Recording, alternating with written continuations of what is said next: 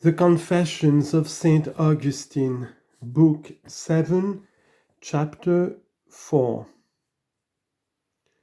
For I was in such wise striving to find out the rest, as one who had already found, that the incorruptible must needs be better than the corruptible, and you therefore whatsoever you are, I confess to be incorruptible. For never soul was, nor shall be, able to conceive anything which may be better than you, who are the sovereign and the best good. But since most truly and certainly the incorruptible is preferable to the corruptible, as I did now prefer it, then are you not incorruptible? I could in thought have arrived at something better than my God. Where then I saw the incorruptible to be preferable to the corruptible, there ought I to seek for you, and there observe wherein evil itself was, that is, whence corruption comes, by which your substance can by no means be impaired. For corruption does no ways impair our God, by no will, by no necessity, by no unlooked for chance, because he is God, and what he wills is good, and himself is that good. But to be corrupted is not good. Nor are you against your will constrained to anything, since your will is no greater than your power. But greater should it be, were yourself greater than yourself. For the will and power of God is God himself. And what can be unlooked for by you, who know all things? Nor is there any nature in things, but you know it. And what should we more say? Why, that substance which God is should not be corruptible, seeing if it were so, it should not be God. Chapter 5. And I sought whence evil is, and sought in an evil way, and saw not the evil in my very search. I set now before the sight of my spirit the whole creation, whatsoever we can see therein, as sea, earth, air, stars, trees, mortal creatures, yea, and whatever in it we do not see, as the firmament of heaven, all angels, moreover, and all the spiritual inhabitants thereof.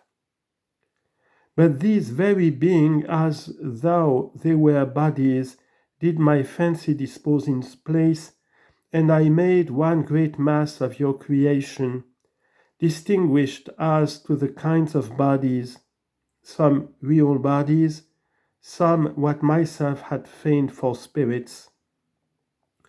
And this mass I made huge, not as it was, which I could not know, but as I thought convenient, yet every way finite.